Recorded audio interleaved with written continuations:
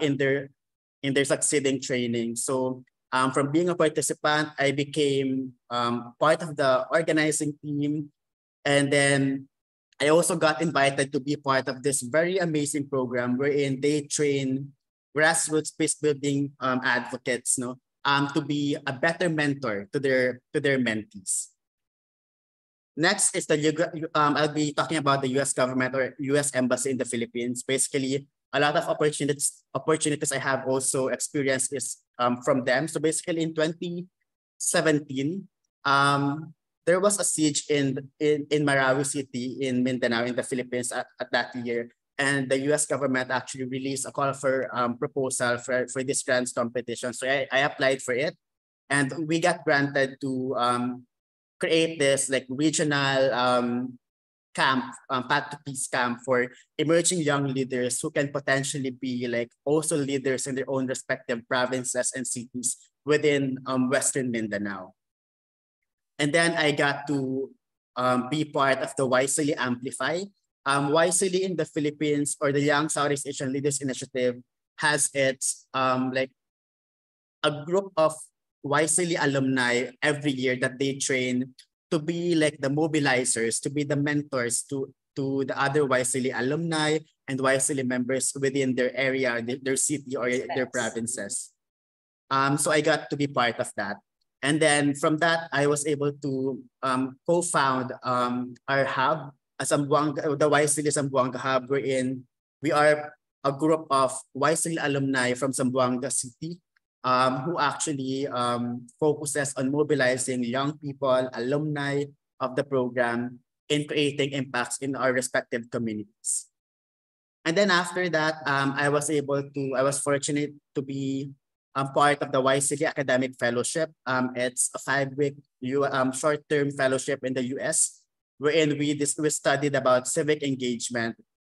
Through this, being with different young leaders also from all over Southeast Asia, including Indonesia, I was able to learn different perspective about how our problems are, different but also similar in some parts. So through that, I have my project also. After that fellowship, I implemented PSP with youth. Basically, it's training emerging young leaders in 2 provinces, in Sulu and in Tawi-Tawi, to be a better peace builder in their own respective fields. So this first picture below is in the Sulu leg, and then the next one is in Tawi-Tawi. Those who led this project are actually alumni of our previous, like the regional camp I mentioned earlier of Path to Peace. So seeing them being a leaders in their own provinces, taking the space to organize this one, is such a heartwarming moment for me to see them grow as a leader.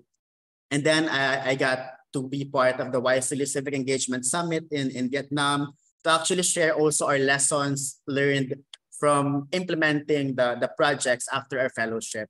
And then through these experiences, I was able to establish or co-found the US government Alumni Association in Zamboanga City. So basically, this Alumni Association involves every alumni of every US government's program, regardless of their age or their program. So we were able to, I'm the founding president of this organization. So through this, we got to implement programs that engage as alumni and also the public in creating more meaningful impacts in their community.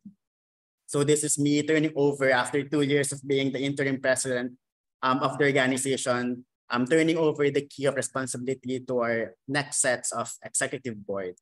We also, through my stint as a president, we were able to break the stigma. It's really a month-long journey and accompaniment on promoting understanding and awareness about one's mental well-being.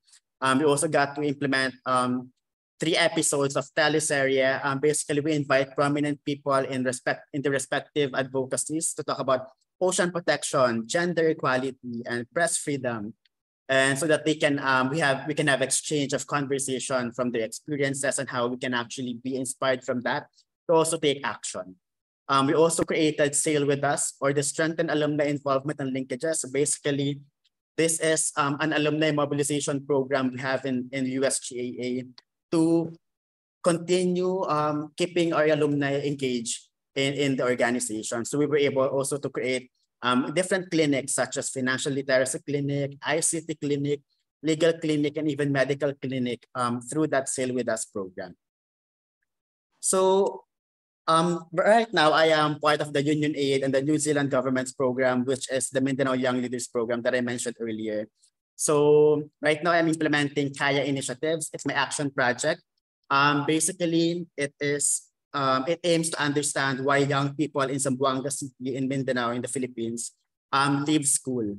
So I want to explore and understand why they leave school so that we can better provide solutions on how we can help them be in school again or be employed again or be in training that could lead to employment. Yeah, that's actually what I'm doing right now. Actually, later I'm doing a data collection interviews with my participants. That's why I need to go earlier also. So yeah, thank you for accommodating that schedule. I was sharing all of this because I'd like to let you know that the BAM that you see today is a result of various opportunities that you received. So I am fortunate enough to be given this platform to speak with you about my journey because I've been afforded with so many opportunities in my entire life. So I'd like everyone to make the most out of every opportunity given to you. For example, in events like these, make sure that you don't just attend for the sake of compliance or for the sake of posting it on our social media. Make sure that you really listen, take the learnings that you get from there, because attending event like this or any program is a privilege because not everyone can be here today. So I hope you take this opportunity to make sure that the learning doesn't end in you, but it should like go beyond who's in the Zoom meeting room right now. Pay it forward. As what I've mentioned, you need to really pay it forward, not monetarily like you need to pay, but you need to, it is our responsibility now to also make other people aware, especially those who are not given the same opportunity that we are given right now. Explore. I think a lot of us are actually confused as to what advocacy do we have as of now, because sometimes we can go with so many advocacies, and I can only say that you have to explore a lot of things for you to really know what you're really meant for in this world. So basically, I started as a student leader, then I became passionate about peace building, but then now I realized I'm a social inclusion advocate. So I kept exploring, I kept learning, and through those experiences, I got to learn myself, get to know myself better, and really know what I want to do in life. Sometimes all you need is one person to believe in yourself to make change happen. When I was granted with that seed grant to implement my project in the Mindanao Sea Camp, I was really like hopeless, to be honest. But with Save Philippine Seas trusting me, believing in me that I can do that project, it gave me that boost that I can do it also because other people believes in you. And if in case you think no one believes in you, no people believes in you, then look at yourself in the mirror and be your own supporter of yourself. Believe in the value that you bring to the table. Sometimes we hold back because we think we do not deserve to be in that kind of platform, because we think that we are not deserving of that, that moment. But you need to believe what you can bring into the table and really focus on your strengths and make that stand out while you are in that platform. I can do it, but not because I can, I will. What does this mean? Basically, for example, in this event, I can do hosting, I can do the Zoom technical stuff, I can be the speaker, I can be admitting all the participants, but not because I can do it, I will do it. Because I believe that leadership should be shared. It shouldn't be owned by one person alone. And you need to let them experience also doing stuff for them to be better version of themselves. So not because I can do it, I will. Because for sure, there will be other people out there who can also do that, but is not given that opportunity to explore and practice that skill. Be teachable. A lot of us young leaders, especially if we've been to many trainings or programs, we think that we are above other people. But there's a lot of things we can still learn. So we need to be teachable. We need to be aware that we can still learn a lot of things from other people that we meet, whether they're younger than us or older than us. And with that, being teachable would actually allow you to have a growth mindset. Maybe there are things we don't know yet now, but of course we should be mindful that with the right training, the right practice, we can still achieve that.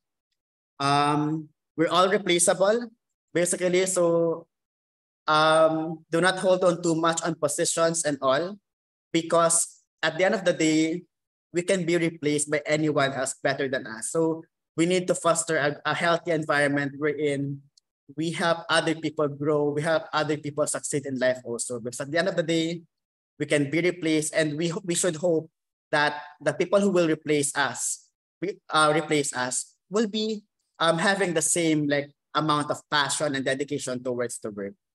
I think the last few slides. Lastly, engage the communities you work with in solving their problems. So basically, you don't just go to the community and say that this is the solution to their problem. If there's people who knows how to solve their problem, it should be them, not those who are from the external or from the outside party. Look at other people or organizations as potential allies rather than competitors. Usually when we see there are similar activities that are done by other organizations, we think of them as competitors. But you need to also maximize their potentials and make sure that you became their allies, so that you'll have, at the end of the day, you are contributing to the same goal, to whatever goal that is. And lastly, be kind to yourself. I think a lot of us really torture ourselves, doing a lot of things for different kind of things. But I just want to remind everyone that we are just one person and we cannot solve the problems of the world, all the problems of the world. So just be mindful that you only do what you can without compromising yourself, your mental well-being, your physical health, and just really be kind to yourself. If you don't succeed in one thing, that's okay. There's always next time. You can always learn from it and do it better the next time around. So yeah, be kind to yourself. That's really my last advice for everyone. So basically, that's it. And I'll just share a few opportunities available right now in the YSEALI page. There's this YSEALI Innovating International Higher Education Program. I think application is due on March 10. You can search it later in the YSEALI page for more details. Another one is the YSEALI Game Changers. This is actually for game creators. I think for them to be able to create more meaningful contents and all. So that's for the second one. And other opportunities, unfortunately, are already closed in application. But you just have to really follow YSEALI if you want to be updated. And maybe you'd like to see it first, or favorite it or something, so you get to see that right away in your feed if it's in Facebook. So yeah, I think that's it. Terima kasih. I'd like to really thank everyone for being here today. Thank you. Okay, thank you, Bams, for amazing presentation and amazing experience. Thank you, Bams. Oke, jadi teman-teman, jika tadi Bams sudah menjelaskan terkait pengalamannya menjadi terlibat dalam banyak kegiatan kepemudaan, kegiatan kemanusiaan, dia sudah mengunjungi beberapa negara, dapat hibah dari tadi ada ke US, insya Allah ke New Zealand juga. Dan ada beberapa program yang sudah dirintis oleh BAM. Salah satunya tadi ada Kaya Inisiatif yang fokus pada mengurangi angka putus sekolah. Nah, itu program itu sudah mendapatkan dana hibah melalui program Mindanao Young Leaders Program, YLP, yang diberikan oleh pemerintah New Zealand. Dan beberapa program tadi sudah dijelaskan oleh BAMS yang teman-teman bisa ikuti. Salah satunya tadi ada YSLI dan beberapa program lainnya. Jadi teman-teman yang tertarik dengan passion tersebut bukan hanya terkait pendidikannya, isu mental, kesehatan mental, ataupun isu lainnya, bisa mengikuti yang tadi Bang jelaskan. So we will move to the question and answer session. We have like around 5 and 10 minutes for this session. So untuk partisipan, jika ada pertanyaan yang mau bertanya, mau sharing, mau bertanya terkait programnya, silakan di raise hand atau bisa type in the chat, dituliskan aja di kolom chat. You can use bahasa Indonesia ataupun bahasa Inggris, it's okay. Okay, we have the first person who wants to ask, Aris Munandar. Okay, you can, Aris, silakan diaktifkan mikrofonnya.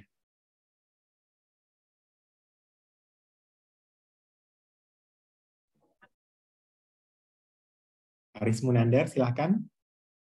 Mikrofonnya belum diaktifkan.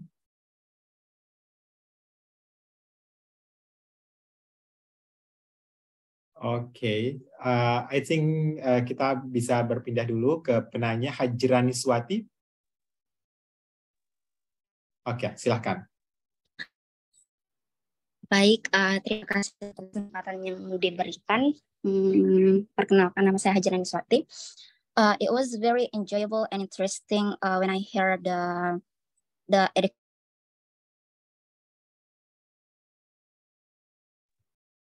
Okay.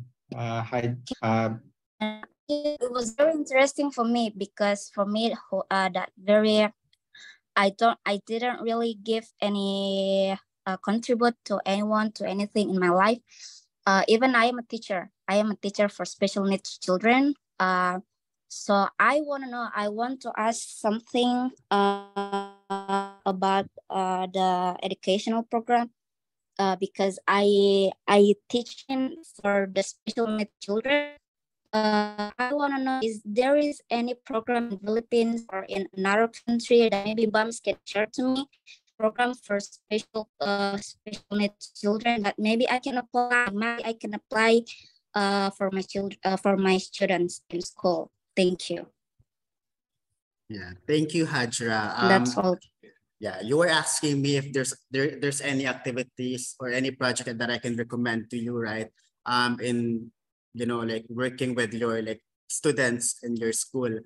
I think personally, I would like to tell you maybe that for you to really talk to your students, because basically context may differ, and I think if the best people to answer that question would be your students, because you maybe would like, through your capacity as a teacher, maybe you would like to ask them what are the things that they need in the first place, and with that you can ensure that your solutions are really tailor fitted to their needs and not just really based on what's famous in different other parts of the country.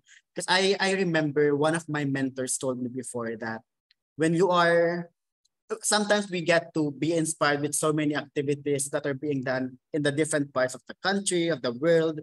And sometimes we want to be like unique in terms of doing activities. But if you are going to choose between uniqueness and relevance, you need to choose relevance. And for us to be relevant in the project that we do, we need to make sure that it addresses the problem of the people that we are trying to help. For example, in your case, if you want to help your students who have special needs, I think the first step is really to ask them, what are the things that they need? And I think you are in the position to have that direct access, wherein it's going to be easier for you to actually know how you can help them as a teacher. Yeah. I hope that helps, Hajra. Thank you much. It's really helped me because I'm not really contribute to anything in my life. I don't have enough journey like you, like I don't have a lot of information and especially in educational thing. Even I have my bachelor degree was for educational aspect, but I think like I don't really give anything for my students. I don't really give them enough. I didn't educate them like enough. I think I feel it. So I just wondering if there is in Philippines any program or maybe any lesson about for the special needs children. Maybe I can apply, but it's very help me what you said before. Thank you so much. Oke, thank you Hajra atas pertanyaannya tadi ya untuk Hajra. Tadi sebenarnya Bam sudah menjelaskan juga Hajra kalau untuk Hajra juga bisa apply beberapa program tadi. Beberapa program BAMS tadi itu bisa ada juga di Indonesia sebenarnya. Ada YESL itu international program.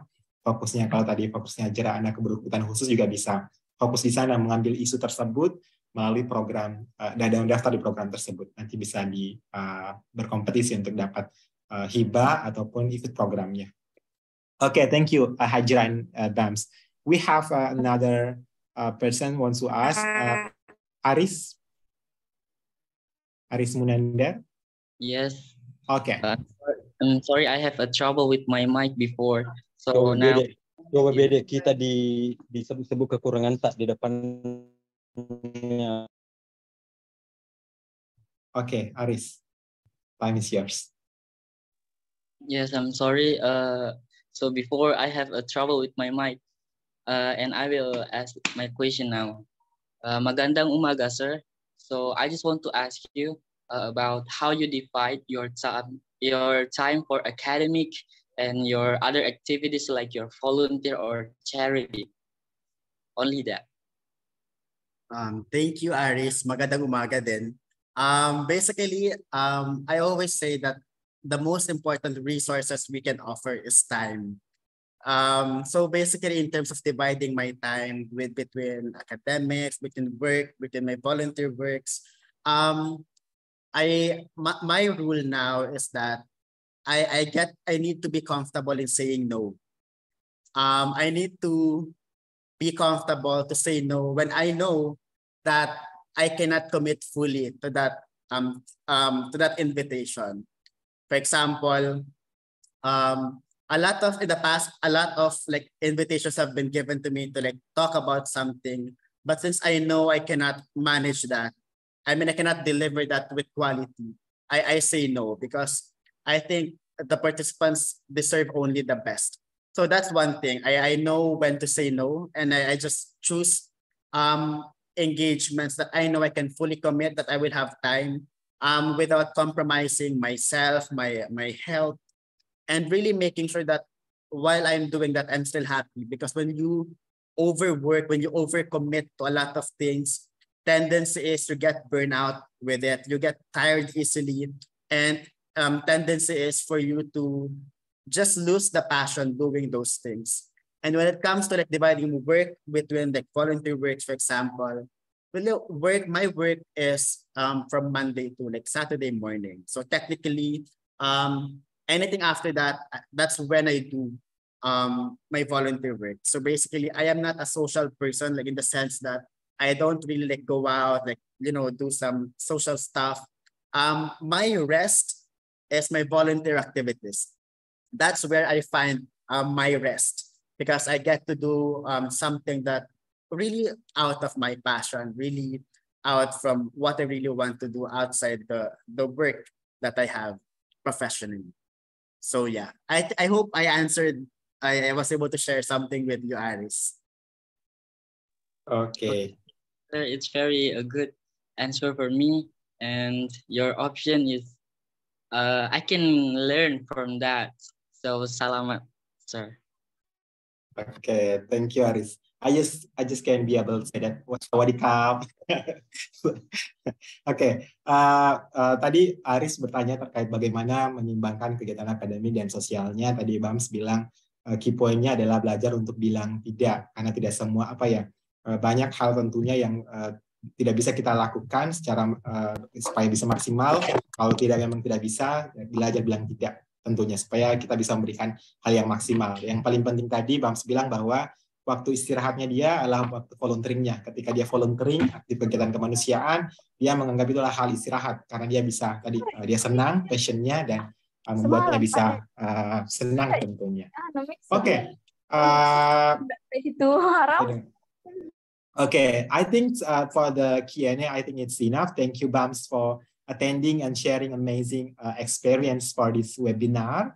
And then we want to taking photo because you will leave this meeting as another activity. So we'll take a photo for this session. So for all the participant, untuk semua partisipan, silakan untuk sesi ini karena Bams sesi selanjutnya tidak akan bergabung, ada kegiatan kita akan foto bersama dulu untuk khusus sesi ini saja dulu. Nanti setelah itu kita akan kembali ke sesi selanjutnya. Silakan diaktifkan mikrofon kameranya. Oke, wait a moment. Oke, nanti ada Kak Rusmi yang akan foto. Oke, 3, 2, 1, 1, 2, 3,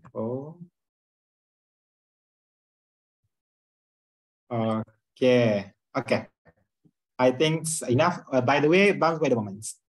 Okay. So, Educons have like a special gift. We want to take a picture for you. Wait a moment. So, thank you for.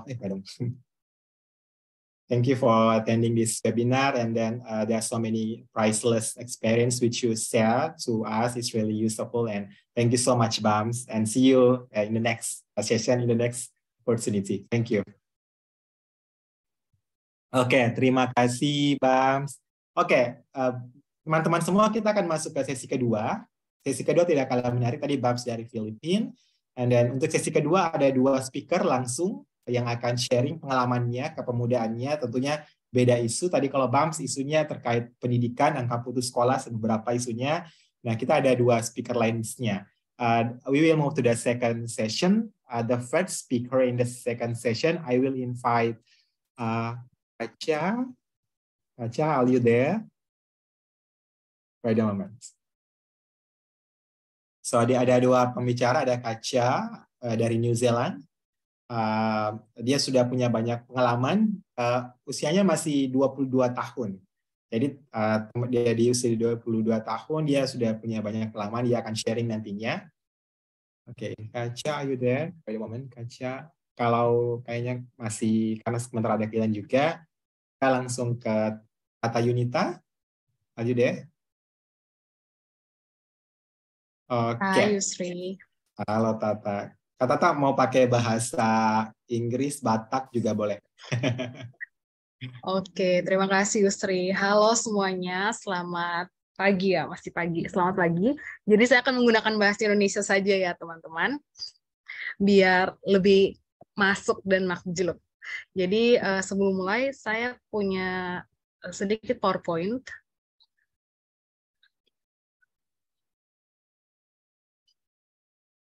Ya, akan bercerita soal kegiatan saya dan juga kenapa saya tertarik dengan isu ini. Dan kebetulan karena Kak Yusri nih cerita, katanya kita akan bahas soal youth and development issue, jadi saya akan sharing sedikit. Untuk memulai, itu ada satu kalimat yang menurut saya itu sangat bagus dan sangat baik. Kalimatnya itu adalah nothing about us without us.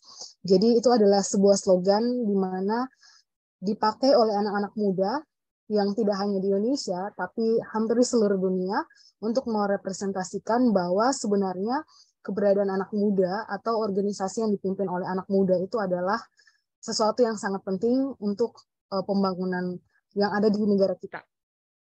Dan kalau misalnya teman-teman tahu bahwa kalau di Indonesia itu kan ada tujuan pembangunan yang mau dicapai kan, dan kalau kita pikir lagi sebenarnya itu tidak hanya dicapai oleh teman-teman pemerintahan, tapi juga perlu ada partisipasi dari anak-anak muda untuk mencapai itu. Dan kalau untuk mencapai itu perlu ada teman-teman organisasi yang dipimpin anak muda atau youth-led organizations. Jadi biasanya organisasi ini punya batasan usia, misalnya harus 15-30, terus tujuannya untuk pengembangan komunitas atau aksi sosial, dan mereka biasanya memberikan layanan atau pelatihan bagi kaum muda untuk mendukung minat kaum muda. Kira-kira kenapa sih organisasi yang dipimpin oleh anak muda itu penting? Teman-teman bisa taruh di kolom chat juga kalau misalnya ada pendapat dari teman-teman.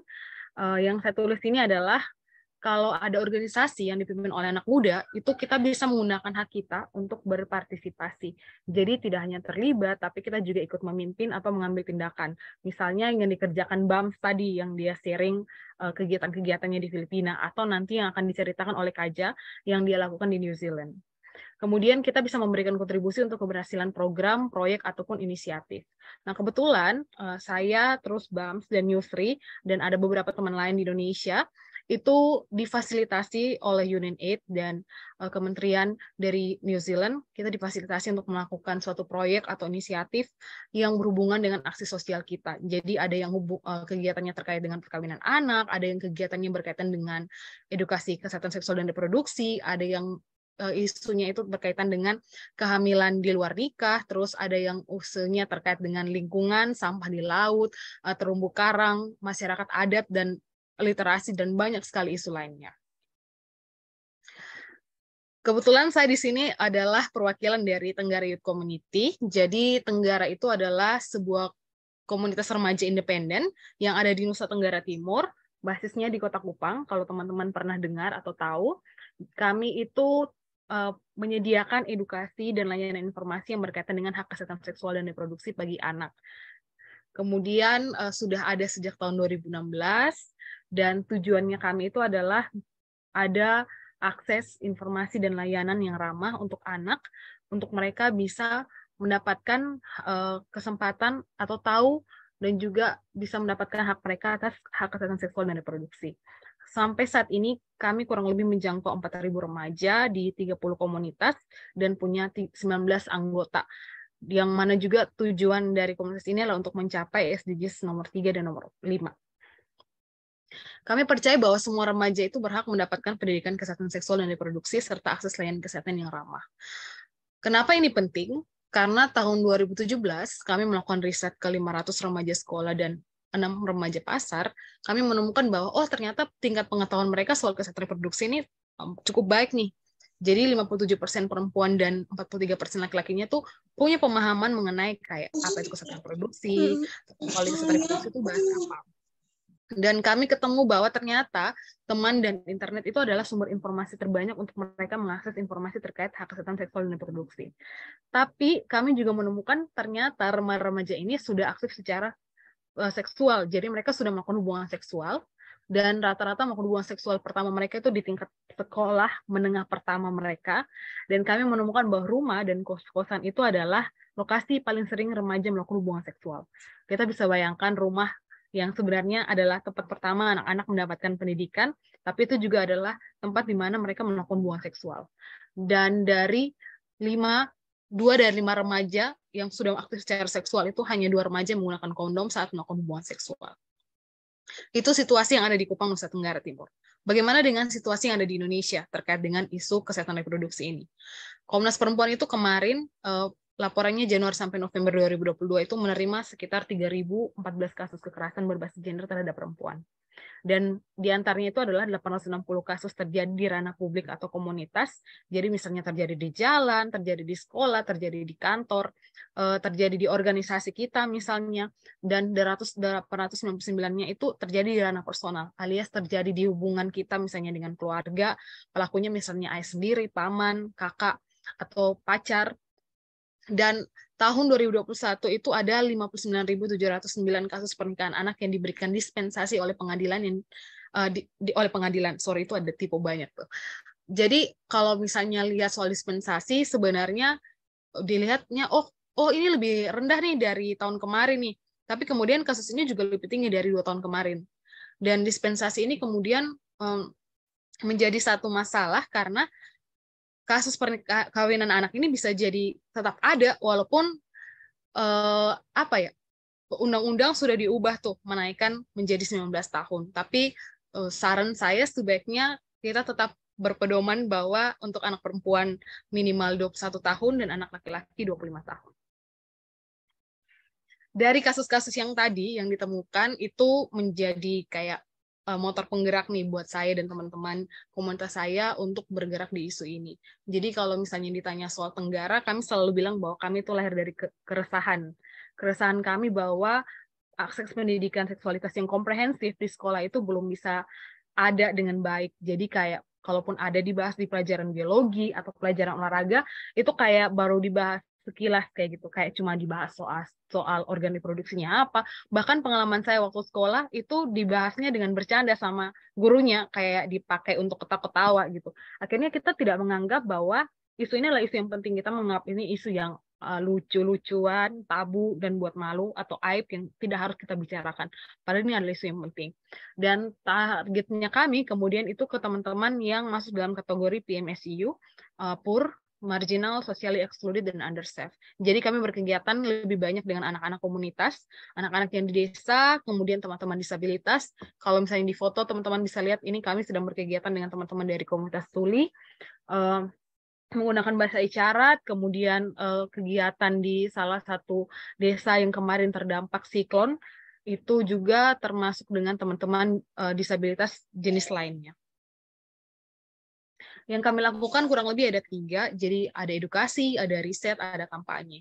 Kami mulai, edukasi kami itu ada kegiatannya baca Kespro, ada Kespro Camp, kemudian ada teman baca Rita.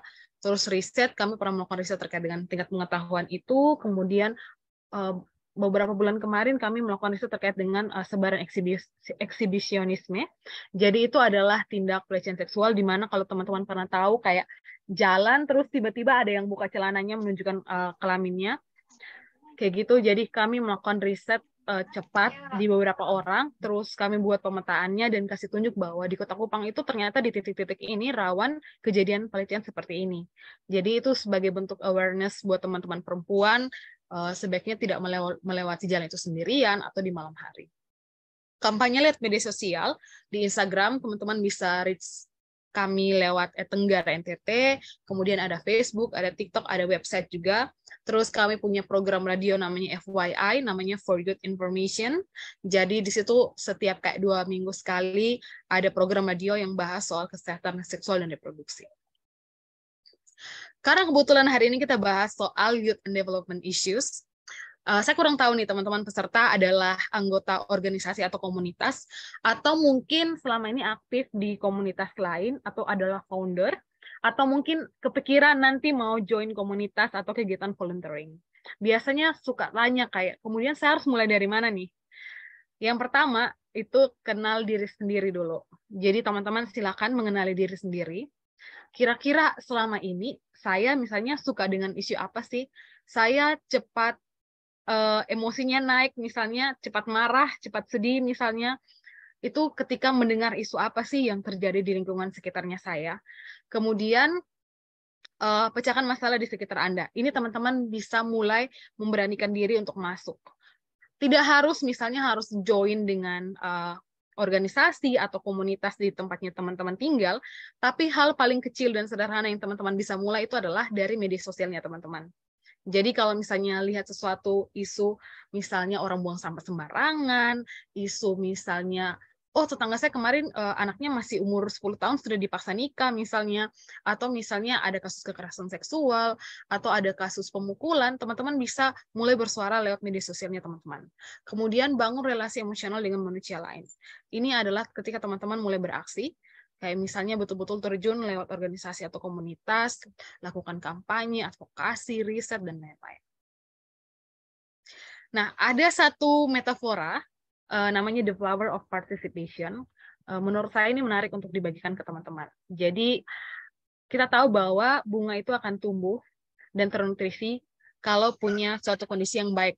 Jadi, misalnya airnya cukup, mataharinya cukup, terus dia akan bertumbuh menjadi yang baik. Ini sebenarnya metafora yang digunakan untuk menggambarkan meaningful youth participations, yang artinya di mana orang muda itu dapat berpartisipasi secara setara dengan orang dewasa atau bekerja secara independen di organisasi, di semua level pekerjaan, atau misalnya di pembuatan kebijakan, mulai dari desain, dari implementasi, dari monitoring, sampai evaluasi.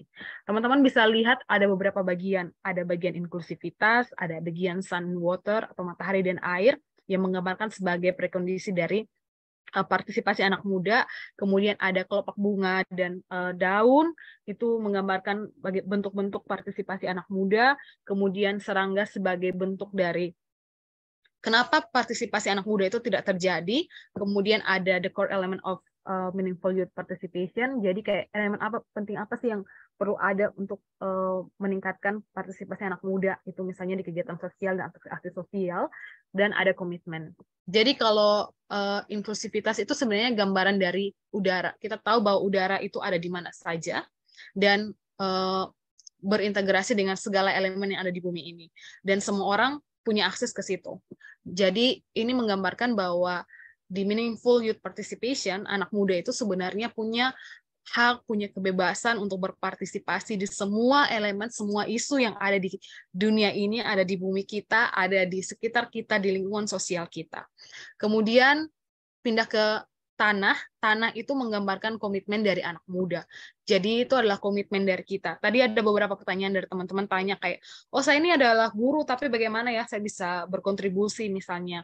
Kemudian bagaimana sih saya bisa komit dengan kegiatan voluntary saya. Nah itu digambarkan sebagai soil atau tanah di sini. Jadi itu adalah kira-kira kita mau tergabung dalam kegiatan itu sebagai apa sih? Role kita apa? Jadi tanpa komitmen sebenarnya sangat impossible ada partisipasi anak muda untuk dalam kegiatan-kegiatan sosial atau aktivitas-aktivitas sosial. Kemudian maju ke the core element of meaningful youth participation, itu digambarkan sebagai akar. Jadi kita tahu bahwa kalau akarnya bagus, pasti pertumbuhannya juga bagus dan bisa mudah menyerap air dan nutrisi. Jadi bisa membuat pertumbuhan dari tanaman ini jadi lebih baik.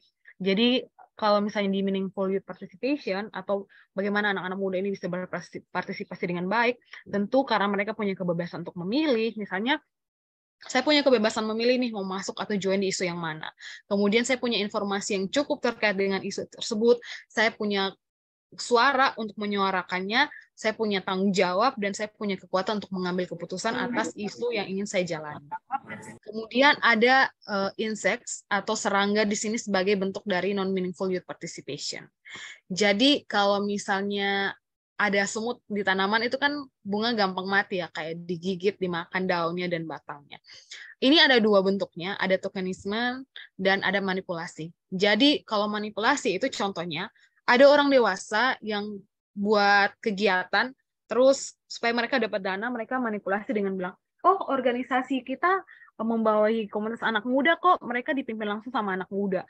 Padahal mungkin itu tidak ada, atau ada, tapi mereka yang ngurus nih organisasinya, bukan anak mudanya yang ngurus. Kalau dengan tokenisme, itu misalnya kita, anak muda, sekarang itu kan banyak tuh pemerintahan, misalnya kayak Bappenas, mereka membahas RPJMN atau RPMJD, itu mereka mengundang anak muda untuk hadir kan, biar ada perwakilan anak muda. Nah biasanya tokenisme ini, mereka mengundang anak muda hanya sebagai kayak penampilan superficial saja, tapi mereka tidak memberikan kesempatan anak muda untuk bersuara. Jadi ini salah satu bentuk gangguan di mana partisipasi anak muda itu tidak bisa berjalan dengan baik. Kemudian daun dan kelopak itu adalah bagian dari mana anak muda bisa, bentuk-bentuk dari anak muda bisa berpartisipasi. Jadi teman-teman bisa baca kayak ada orang muda dalam berkonsultasi dan terinformasi, orang muda diberi peran dan terinformasi, terus organisasinya dipimpin oleh orang muda, kementeriannya ada antara orang muda dan orang dewasa, terus dipimpin oleh orang muda, keputusannya diambil bersama-sama dengan orang dewasa, atau bisa dipimpin oleh orang dewasa, tapi keputusannya diambil bersama dengan orang muda. Dan pastinya supaya ini bisa berjalan atau tercapai, butuh matahari dan air, di mana airnya itu adalah ada peningkatan kapasitas untuk orang mudanya, dan punya lingkungan yang mendukung. Misalnya ada komitmen dari orang dewasa nih, untuk mendukung atau support kegiatannya anak muda. Kemudian ada kebijakan yang berpihak pada anak muda, ada sarana yang baik untuk mendukung anak muda, ruang yang aman juga, kemudian ada juga terkait dengan kegiatan-kegiatan lainnya yang mendukung kegiatan anak muda. Jadi ini sebenarnya gambaran dari bagaimana sih partisipasi anak muda yang baik dan seharusnya didukung oleh orang dewasa. Dan terakhir, untuk teman-teman yang baru mau mencoba, teman-teman bisa menggunakan media sosial teman-teman untuk mencari informasi yang baik. Contohnya bisa cari kegiatan volunteernya di akun-akun ini atau kegiatan beasiswa di akun-akun ini. Dan saya mau menyarankan satu buku untuk teman-teman baca, itu adalah bukunya Afutami, judulnya Menjadi. Jadi itu kayak seni membangun kesadaran diri dan sekitar. Bukunya sangat ringan, teman-teman bisa baca, banyak metode yang bisa diperkenalkan di situ, teman-teman bisa mengeksplor mulai dari diri sendiri, kira-kira saya hidup di dunia ini mau ngapain dan mau buat apa yang berguna untuk orang lain, sampai ke hal yang paling kompleks, ketemu isu yang ingin teman-teman lakukan. Itu saja dari saya, terima kasih banyak. Kembali ke Yusri. Baik, terima kasih Kak Tata atas sharingnya. Sangat luar biasa, banyak banyak hal yang tentunya sangat fokus pada bidangnya tadi, teman-teman. Teman-teman ketika ada pertanyaan nanti bisa dipersiapkan. Kita akan lanjut. We will move to the next speaker, the second speaker for the second session. There is Kaca, Kaca. Ayo deh. Wait a moment. So, teman-teman sambil menunggu, silakan nanti bisa persiapkan pertanyaannya. Rata-rata teman kan banyak bergerak di bidang tadi ya, ada kesehatan mental, isu-isu terkait perempuan. Nah, kata ini salah satu NGO-nya yang Tenggara. Tadi ada Instagramnya saya share, teman-teman bisa ikuti, bisa lihat beberapa kegiatannya yang fokus pada hal tersebut. Oke. Wait a moment, I will text Kaca in the WhatsApp. Wait a moment.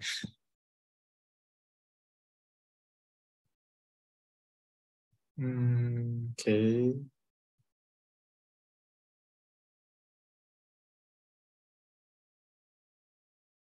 Oke.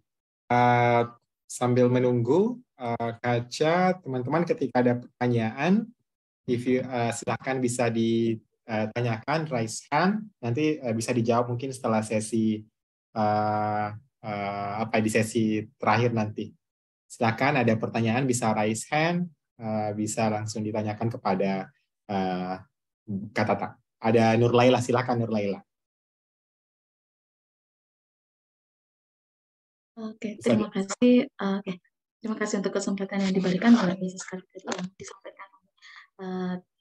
Saya mau panggil adik gini tatanya itu, karena saya seorang guru mungkin lebih senior atau secara usia, tapi pengalaman Tata di bidang ini ya, saudari Tata di bidang Tenggara tadi itu yang berkecimpung di pendidikan seksualiti untuk anak-anak muda, dan itu juga menjadi isu yang terjadi di siswa saya kan. Kebetulan saya mengajar di tingkat SMK, di mana isu tentang pendidikan seksual ini sangat banyak terjadi di mereka, yang sehingga membuat mereka putus sekolah, kemudian menikah di usia yang seperti itu, punya anak di usia seperti itu, dan itu menjadi masalah sosial lagi, yang akan menjadi masalah sosial lagi karena banyak sekali pasangan-pasangan muda ini tanpa pendampingan pendidikan seksual yang baik, kemudian mereka menjalankan kehidupan rumah tangga tanpa pendampingan yang baik. Nah, itu kan menjadi masalah sosial. Nah, yang ingin saya tanyakan itu tentang apakah di Tenggara ini ada program pendampingan bagi mereka yang sudah menjadi penyintas masalah seksualitas ini, atau yang mendapat pelecehan seksual yang akhirnya tidak akan menikah juga, tapi itu terjadi di hidup mereka. Kemudian pendampingan kepada anak-anak yang pasangan anak muda masih usia sekolah tapi harus dipaksa menikah ya, karena ya itu hubungan di luar itu ya, seperti itu yang ingin saya tanyakan. Apakah ada program pendampingan, sehingga kalau ada saya akan share di tempat saya juga ini ya, berdasarkan pengalaman dari saudari Tata. Terima kasih. Baik, terima kasih Bu Nur Laila. Pertanyaan kita simpan. Selanjutnya ada Hajra Niswati. Silakan. Hajra. Terima kasih Kak atas kesempatan yang diberikan, lagi-lagi saya bertanya, karena memang materi yang tadi yang disampaikan, sharing yang disampaikan sama Kata betul-betul sangat menarik perhatian saya, dan juga sangat miris rasanya terdengar bahwa ada ratusan kasus kekerasan atau pelecehan seksual yang terjadi baik di kalangan remaja maupun di kalangan yang lain, yang itu mungkin yang tertulis atau yang terlaporkan. Lalu bagaimana yang tidak terlaporkan? Ada berapa banyak kasus yang tidak terlaporkan? Baik yang dilakukan oleh pasangan pacaran, bahkan dalam hubungan suami istri pun masih terjadi kekerasan seksual sebenarnya, meskipun ketika seorang istri mungkin tidak siap atau kelelahan atau lain sebagainya, tapi si suaminya masih memaksa. Ketika proses tersebut dilakukan dalam keterpaksaan, itu bisa disebutkan juga kekerasan seksual terjadi dalam rumah tangga. Dan banyak sekali ada beberapa kasus pemerkosaan yang terjadi, khususnya di Indonesia, yang orang-orang bahkan menikahkan si korban dengan pelaku. Itu amat sangat miris terdengar seperti itu, Kak. Namun ketika hal tersebut tidak terjadi di sekeliling kita, tidak terjadi di lingkup keluarga atau lingkup terdekat kita, kita cenderung menjadi pasif. Entah hanya kasihan, hanya sebatas diam menerima informasi, kita cenderung pasif dan tidak melakukan apa-apa atas kasus-kasus yang terjadi yang demikian. Jadi yang saya pertanyakan, ketika kasus tersebut mungkin terjadi di sekitar kita, apa hal yang mungkin bisa kita lakukan sebagai orang terdekat? Apa mungkin hampir sama tadi pertanyaan dari Kak Lela. Apa yang bisa kita lakukan yang membuat ketika hal tersebut terjadi di sekitar kita, langkah awal yang dapat kita lakukan sebagai seorang yang peduli, itu seperti apa, Kak? Mungkin bisa di-share seperti itu. Terima kasih atas kesempatannya. Oke, baik. Terima kasih, Hajra. Ada lagi teman-teman yang mau ditanyakan mumpung... Oke, Kaca already here. Sorry, Kaca. Oke, next we will move to the next speaker is Kacha here. Wait a moment, I will spotlight. Okay, hi Kacha. Can you hear me? Hi Yusri, can you hear us as well? Yes, it's really clear. Okay, perfect. So I'm here also, so just to introduce, I'm Katya Pudraksa-Neev. I'm originally from Thailand and I'm 22 years old and I work for ARIN under ICAT, the International Center for Advocates Against Discrimination. And I'm also a coordinator at Inspirasi, the Indonesian Young Leaders Program. So that's where I know Tata and also Yusri from. And thank you so much for inviting us to speak. And I'll pass it on to Erin Thomas. Cheers. Oh, it's so good to be here with you all today. My name is Erin Thomas. I'm a director at ICAD, the International Center for Advocates Against Discrimination. We're a human rights advocacy center. And I'm also youth. I'm 26 years old and I got into this advocacy world at a young age as well. So really happy to be here with you all. So we'll tell you a bit about our ongoing project that we're currently inside the space. And instead of preparing a PowerPoint, we wanted to show you the space and tell you about our action project that we've been working on, co-designed with the Banaban community. And yeah, Erin can give a bit of a backstory on this project and who are Banabans and where it is. And we'll also tell you about the process and also ways in which young people can engage with these topics and how you just need to be able to find the right people and the right resources to be able to mobilize yourselves. And Erin and I, we never have organized this kind of project at this scale. So we've been learning along the way and we would love to share any information and any takeaways that we've gotten through this to you. So yeah. Well, I can give a little bit of a context of where we all started. So about a year and a half ago, I had a conversation with local change maker Rambi. Rambi is an island in Fiji where Bonavans were relocated to as a result of phosphate mining. And we'll actually do a little, we will use our surroundings to help tell this story. So here on the map, you can see, we can zoom in a little bit.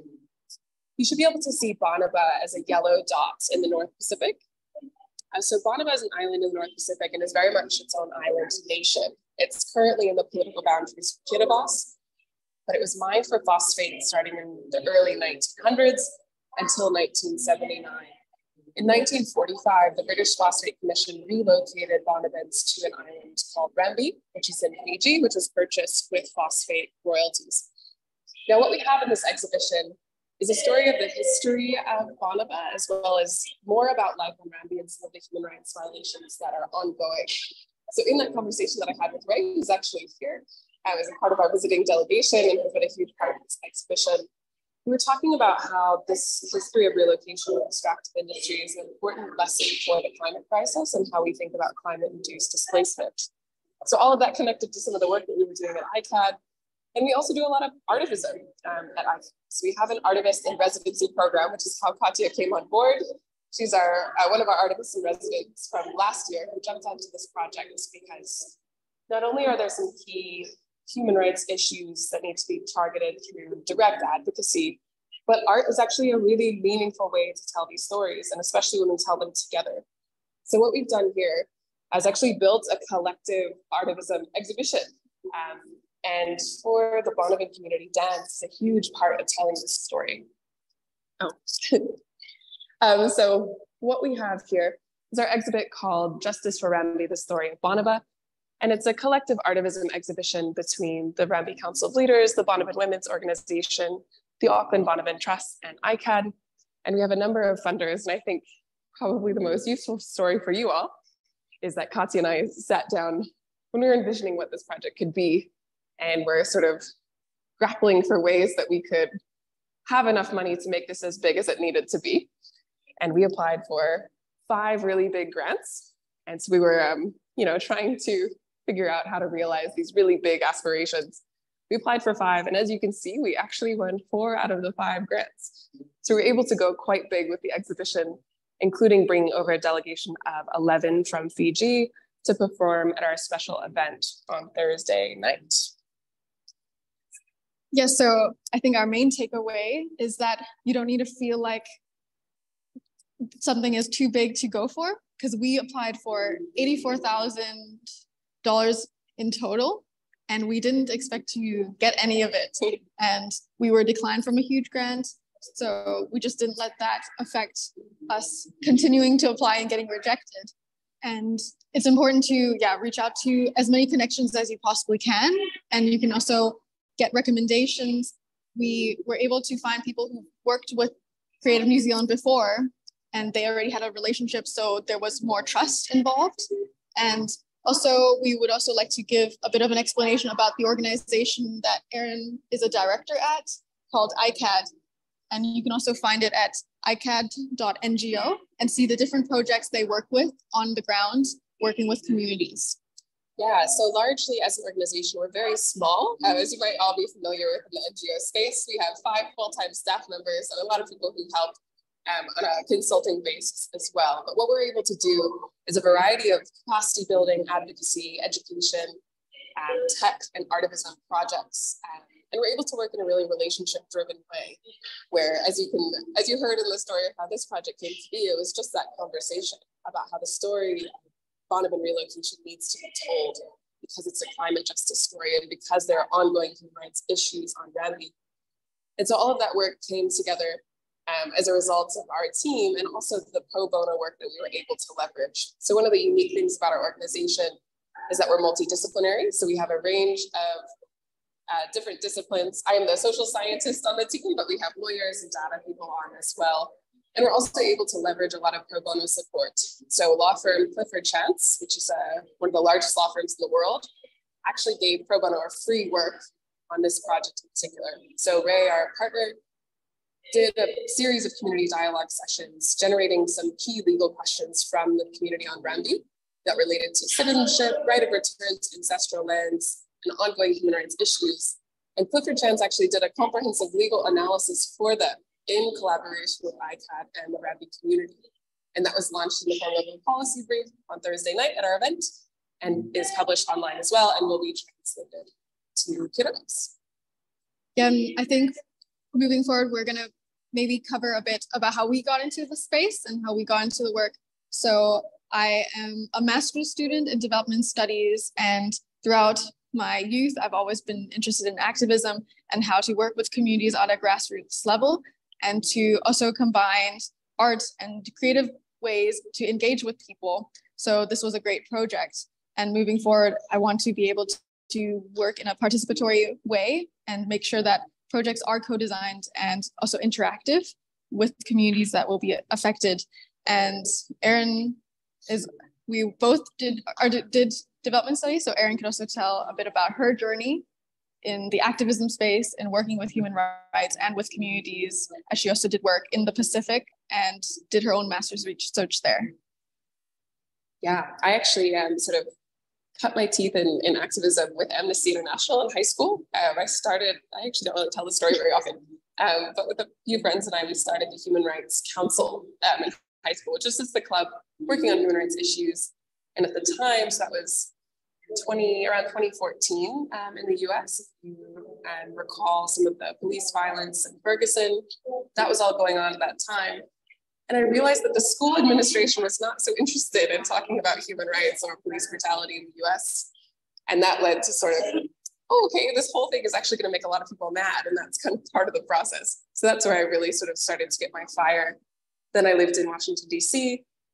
And a lot of my research interests were around the Pacific. I was working at a domestic violence resource center, working with Pacific Islander communities.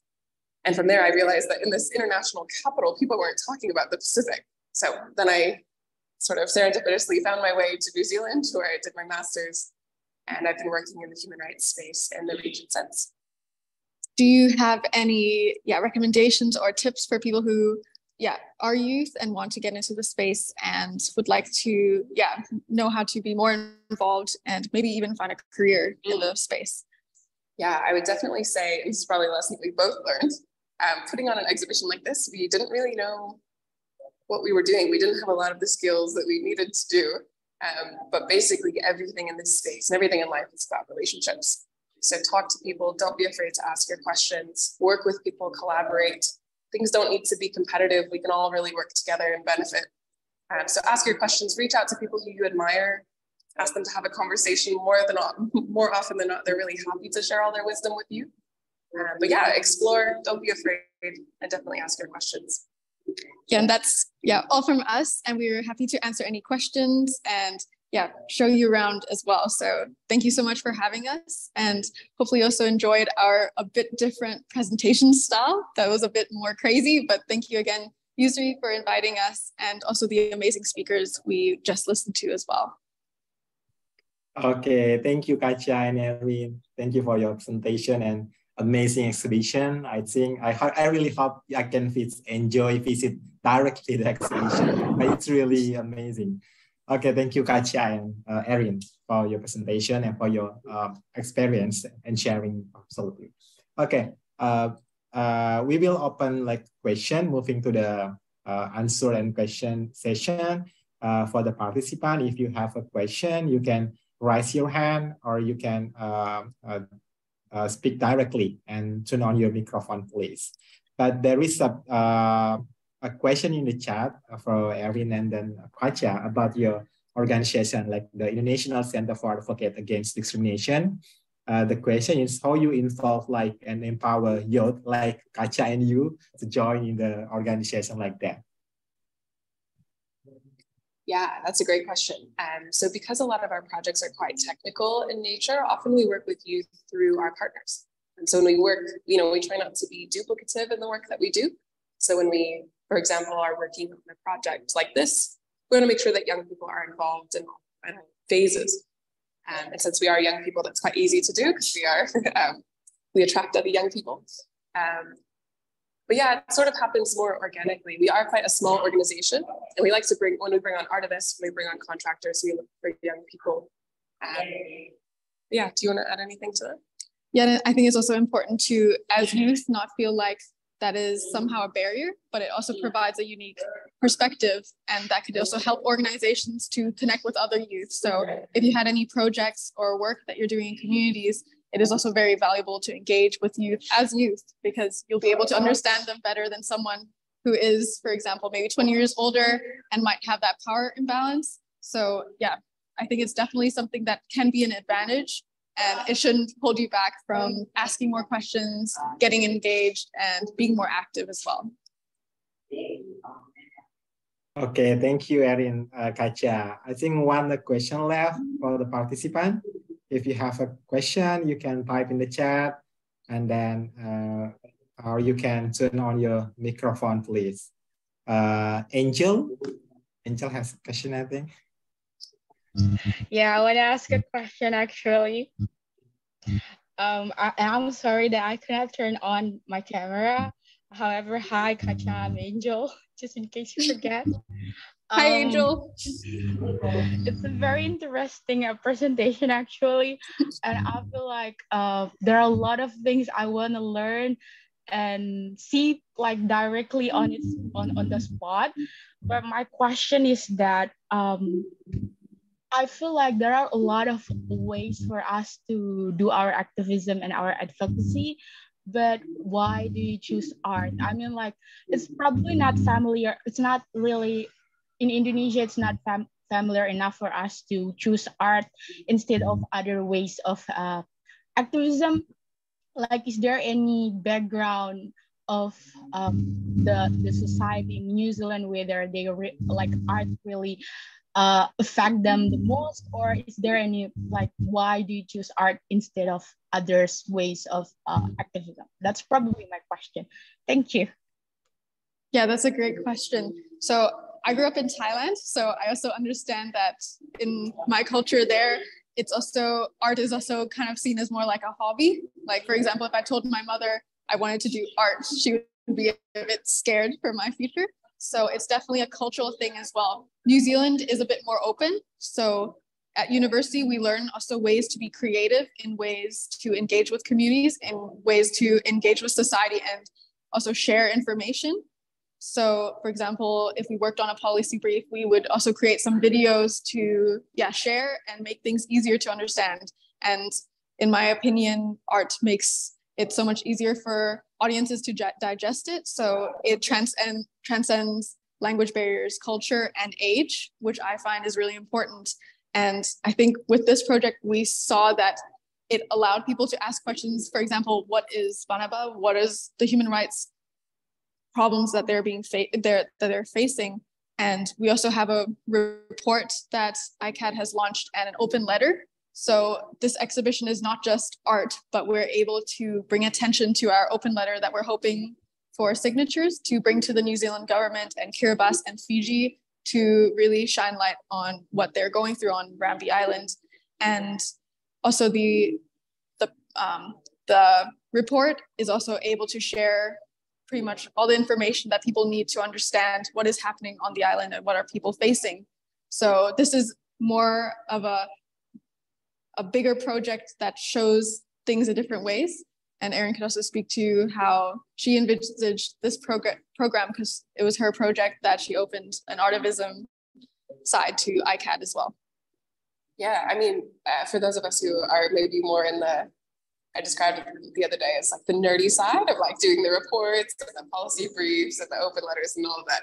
I think it's important to have a variety of creative vehicles to reach a wider audience. And we've seen through this exhibit that art is a really powerful way to do that. Not just the exhibition, but our big event, which drew a huge crowd of people who just wanted to see Banaba dance. They didn't really know exactly what they were getting into. So we were able to use art to connect with people. And as Katya mentioned, it transcends so many different layers and allows us to, reach an audience who might not seek out a policy brief or an open letter naturally. Yeah, and also I think a big part of it is it humanizes issues. So I'm sure that all of you work in different communities and hear all these stories. And sometimes when you write it down and share it with people, people might not care. So we believe that also sharing it in a visual way, being able to have people, for example, we were able to bring 10 members from the islands here to New Zealand to share their stories in person. It's way more powerful when you can see someone face to face. So that is also a big lesson that we've learned, that can create much more greater attention and change through that. So yeah, that's one of the lessons we learned through this project as well. I hope that answered your question. Okay, Angel.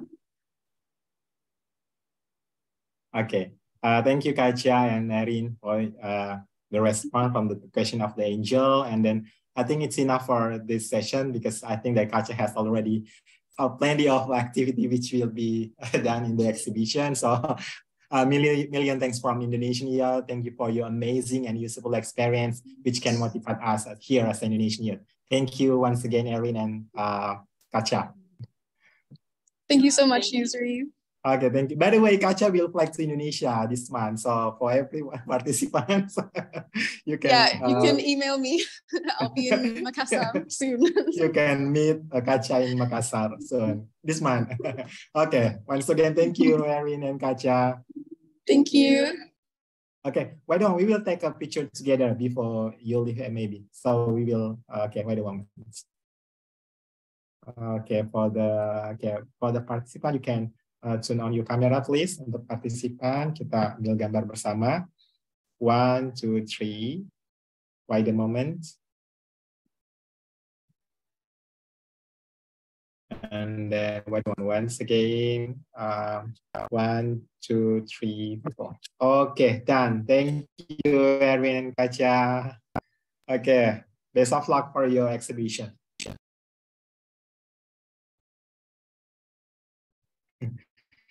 Oke, baik teman-teman, kita akan lanjut ke sesi Kak. Tadi ada 2 pertanyaan dari teman-teman. Pak Tata, silahkan. Kak Tata, apa sudah bergabung? Oke, kita ekspor. Ya, saya sudah kembali. Oke, tadi ada pertanyaan dari Ibu Nur Laila ya, terkait dengan apakah di Tenggara ada program pendampingan yang untuk yang sudah jadi penyintas atau tidak. Terus untuk yang dapat pelecehan seksual, pendampingan ke pasangan anak muda usia sekolah. Kalau ada, mau di-share sama Ibu Nur Laila juga di tempatnya. Terima kasih Ibu. Jadi Tenggara selain melakukan edukasi, juga melakukan pendampingan. Kebetulan pendampingan juga ke penyintas kekerasan seksual, termasuk teman-teman yang mengalami kekerasan berbasis gender online. Untuk pendampingan ke pasangan anak muda usia sekolah, sejauh ini belum ada. Tapi saya punya satu teman juga di NTT, di Kota Kupang, mereka namanya Linda, dari organisasi Lowewini. Teman-teman ini juga biasanya melakukan pendampingan ke teman-teman yang sudah jadi penyintas juga. Jadi kalau misalnya ada Linda di sini, kayaknya ada deh Linda di sini. Kayaknya saya minta izin ke Yusri deh, biar Linda bisa dikasih kesempatan buat sharing sedikit proses pendampingannya. Okay. Ya mungkin bisa jadi insight nih buat Ibu Nur Laila. Kalau untuk pendampingan, biasanya kami tidak kerja sendiri, kami kerjasama dengan beberapa lembaga, jadi kayak lembaga psikolog, kemudian ada juga lembaga bantuan hukum, itu sangat membantu dalam proses pendampingan, karena kami tahu kalau misalnya kerja di isu-isu seperti ini akan cukup susah nih, membuat orang lain peka dan mau support korban, karena kebanyakan pasti akan banyak sekali kata-kata diskriminasi dan stigma kayak, ya siapa suruh kamu mau pacaran, kan udah tahu masih kecil, atau siapa suruh misalnya pacaran di gelap-gelapan, atau siapa suruh melakukan hubungan seksual dan lain-lain. Jadi butuh support psikolog, kemudian support dari bantuan hukum, kemudian support dari semua orang, dan salah satu cara yang bisa kita lakukan itu adalah memulai edukasi sejak dini terkait dengan pendidikan seksualitas komprehensif, mulai dari lingkungan terdekat kita. Misalnya kalau kita guru, kita bisa bawa itu ke sekolah atau di kelas kita, atau di rumah misalnya, atau di komunitas terdekat. Kami juga pendekatan ke teman-teman tidak hanya di komunitas, tapi juga ke gereja, ke remaja di masjid juga. Jadi kalau misalnya Ibu Nur Laila butuh dukungan support, misalnya modul atau materi pembelajaran, nanti bisa akses ke saya. Nanti saya kasih Instagram saya dan teman-teman Tenggara. Jadi itu bisa dikasih ke Ibu Nur Laila untuk dipakai untuk edukasi di sana.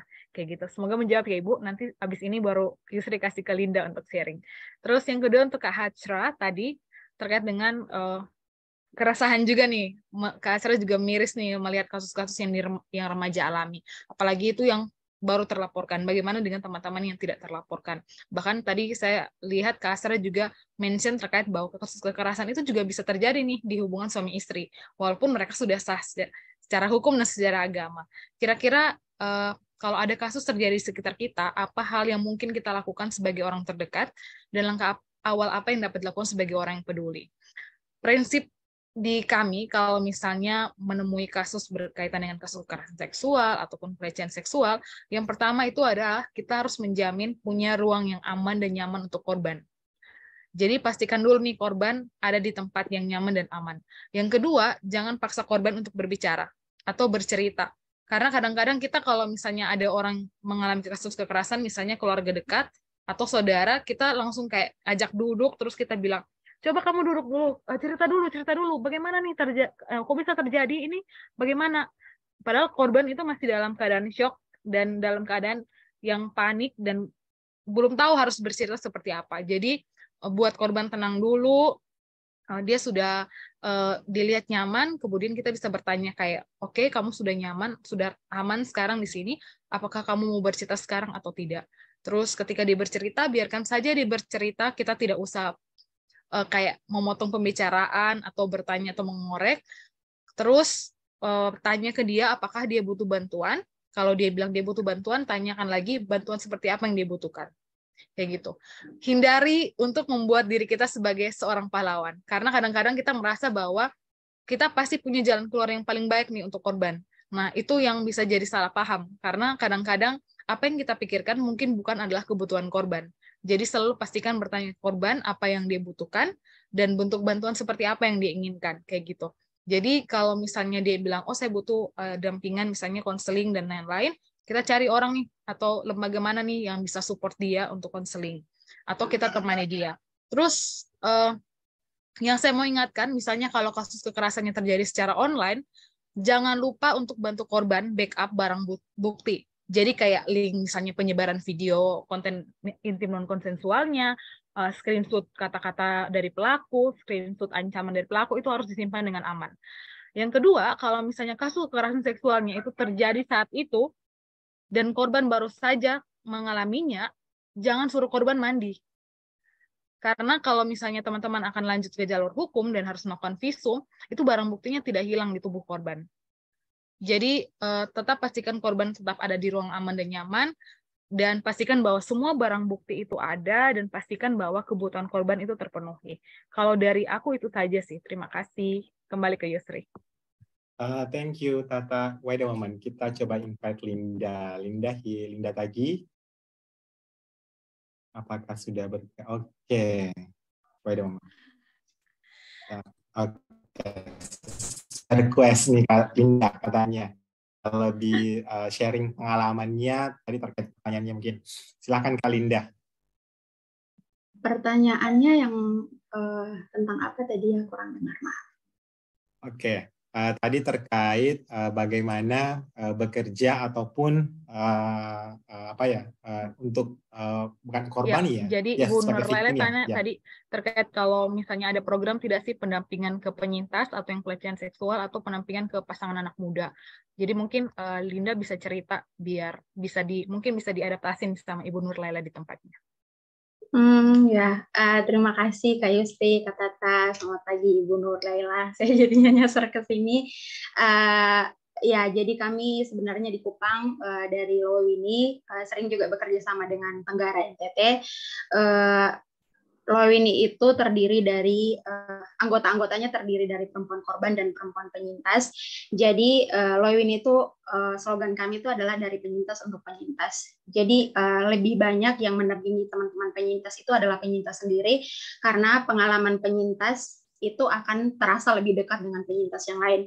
Tapi kita juga tidak bisa menjadikan patokan bahwa karena saya pernah mengalami kekerasan seksual dan kemudian metode yang sama akan terpakai pada penyintas yang lain. Jadi menyambung yang tadi Tata sudah bilang bahwa pertama-tama langkah pertama yang bisa kita lakukan untuk mendampingi penyintas itu adalah percaya penyintas. Itu paling pertama. Intinya kita percaya dulu dan memastikan bahwa dia memiliki ruang aman, kemudian biarkan dia bercerita, dan ketika dia bercerita jangan sekali-kali menawarkan bantuan kepada penyintas yang bagaimana kalau begini atau bagaimana kalau begini, tapi sebaliknya kita bercerita bahwa pernah ada langkah-langkah seperti ini yang kami lakukan, dan biarkan penyintas itu memilih, karena sebenarnya yang paling tahu kebutuhan penyintas itu adalah penyintas sendiri. Sekalipun kita punya pengalaman pendampingan misalnya 20 tahun, tapi itu tidak akan efektif untuk penyintas yang lain, karena setiap penyintas itu memiliki cerita perjuangan dan cerita untuk survive yang berbeda-beda gitu. Bagaimana kami melakukan pendampingan kepada penyintas? Pada intinya kerja anak muda, spirit anak muda itu sangat diperlukan dalam melakukan pendampingan, tetapi pada intinya anak muda itu tidak bisa bekerja sendiri, itu otomatis. Kita harus membangun jaring yang lebih luas dengan organisasi-organisasi yang lain, NGO yang ada, dan juga dengan NGO yang misalnya juga bergerak dengan orang dewasa gitu. Jadi sekalipun anak muda punya power yang sangat besar, tapi berjejaring itu sangat penting. Makanya Loewini itu selalu menggait Tenggara dan sebaliknya Tenggara selalu menggait Loewini. Dan untuk pendampingan penyintas itu kami biasanya juga akan menggait ada NGO yang memang khusus untuk mendampingi perempuan, misalnya LBH Apik. Maaf saya kurang tahu LBH Apik itu ada di Makassar atau tidak, tapi setahu saya di Makassar itu ada Solidaritas Perempuan Makassar, dan juga ada LBH Makassar yang bisa membantu teman-teman yang ada di sana. Ada salah satu alumni inspirasi juga, ada Katui, yang biasa mendampingi teman-teman penyintas di sana. Kalau teman-teman tahu tagar yang viral percumalah pro polisi itu adalah inisiatif dari teman-teman LBH Makassar yang lebih terdekat di Makassar. Kurang lebih begitu. Makasih Kak Yusri dan Kak Tata. Terima kasih Kak Linda, Kak Tata. Jadi teman-teman perlu informasikan Linda, Tata ini, Kak Linda ini tadi karena kita fokusnya You Take Over, mereka ada dua perempuan hebat yang memang fokusnya ada terkait isu perempuan, kekerasan seksual, dan Anda teman-teman bisa lihat IG-nya ya, baik IG komunitasnya ataupun Kak Linda mungkin bisa share IG-nya ya di chat, IG komunitas sama IG personal. Jadi teman-teman yang mau dapat pengalaman atau mau bergabung, mau lihat-lihat, silahkan bisa berkunjung ke akun masing-masing. Ada lagi teman-teman, kita masih punya waktu 5 menit. Jika ada pertanyaan, ada sharing. Oke, thank you Kak Linda. Ada yang mau ditanyakan? Tadi yang quote dari Kak Linda salah satunya adalah bahwa meskipun kita sudah beberapa di sini kan akademisi ini ya, ini beberapa meskipun kita sudah banyak tahu teori ABCDE, tapi sekali lagi yang paling tahu kebutuhannya adalah penyintas sendiri. Nah, itu yang dimention tadi sama Tata sama Kaca terkait co-design project, jadi program yang apa yang kita lakukan itu sesuai dengan kebutuhan dan sesuai dengan keinginan dari partisipan atau penerima manfaat. Jadi bukan berdasarkan teori ataupun program yang kita pelajari di perguruan tinggi dan sebagainya. Jadi sekali lagi kebutuhan penyintas, kebutuhan penerima manfaat, yang lebih tahu adalah penerima manfaat sendiri. Oke, wait a moment. Saya ada closing statement nih Kak Tata untuk para partisipan, khususnya bagaimana memotivasi mereka bisa terlibat di kegiatan volunteering nih sebagai closing. Wah, ini biasanya berat nih kalau closing statement. Kalau dari saya sebenarnya mirip dengan yang disampaikan sama Bams tadi ya, bahwa kalau misalnya teman-teman ingin tertarik ke kegiatan sosial atau volunteer, selalu pastikan bahwa teman-teman ingin ada di isu itu. Dan sebaiknya kalau misalnya itu adalah keinginan yang organik akan lebih baik ya, karena teman-teman menyadari bahwa isu ini adalah isu yang penting, tidak hanya untuk pribadinya teman-teman, tapi untuk lingkungan sosialnya teman-teman. Terus pastikan bahwa teman-teman punya waktu dan komitmen yang cukup, karena sayang nih kalau misalnya gabung kegiatan volunteer, tapi hanya untuk ada label di diri kita kayak gitu. Dan tidak ada tujuan yang kemudian akan kita dapat, karena akhirnya kita cuma capek dan dikejar sama komitmen dari organisasi atau komunitas. Jadi pastikan memilih dengan benar, teman-teman akan join di isu atau kegiatan volunteer apa, seperti teman-teman akan memilih jodohnya teman-teman, kayak gitu sih. Kalau dari aku itu, terus semangat terus, lakukan banyak hal positif, bisa mulai dari media sosialnya teman-teman. Baik, terima kasih Kak Tata atas sharingnya, telah menyempatkan waktu di tengah project-projectnya. Terima kasih. Wait a moment. So, teman-teman Edukons juga punya special gift untuk Kak Tata. Thank you for sharing, participating in this webinar. Banyak banget nih hal-hal baru, hal-hal yang bermanfaat untuk kita semua partisipan dalam webinar ini. Terima kasih Kak Tata. Baik, sebelum kita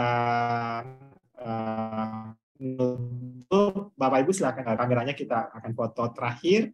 Ada Kak Rusmi, Bu Rusmiati selaku program manager di sini juga. Nanti akan oke, silakan Bapak Ibu, silakan kita akan take foto. Diaktifkan kameranya. Oke, 3, 2, 1, saya hitung. Oke, wadah momen. Sekali lagi di sheet selanjutnya 3, 2, 1. Oke. 3, 4, 5. Oke, saya kira cukup. Sekali lagi sebelum sebagai penutup, teman-teman bisa follow beberapa akun tadi, ada Tenggara, ada Loewini, dan tentunya Edukons juga. ketika teman-teman ingin tertarik gabung komunitas-komunitas ataupun kegiatannya, bisa di follow kolom 5 Makassar, yang HMBS Makassar tadi ada Edukons, ada beberapa komunitas lainnya juga, teman-teman bisa ikut kegiatannya, jangan lupa follow IG-nya dan YouTube-nya untuk mendapatkan informasi terbaru tentunya. Saya kira cukup untuk hari ini, terima kasih untuk narasumber hebat kita. Hari ini ada Kak Tata, ada Bams, ada Kacia, dan ada Kak Linda yang sudah sharing dan terus bergerak tentunya untuk melakukan proyek-proyek yang bermanfaat untuk masyarakat. Terima kasih Bapak Ibu, kita tutup kegiatan webinar kita dengan ucapan Assalamualaikum warahmatullahi wabarakatuh, selamat sore dan salam sehat untuk kita semua tentunya.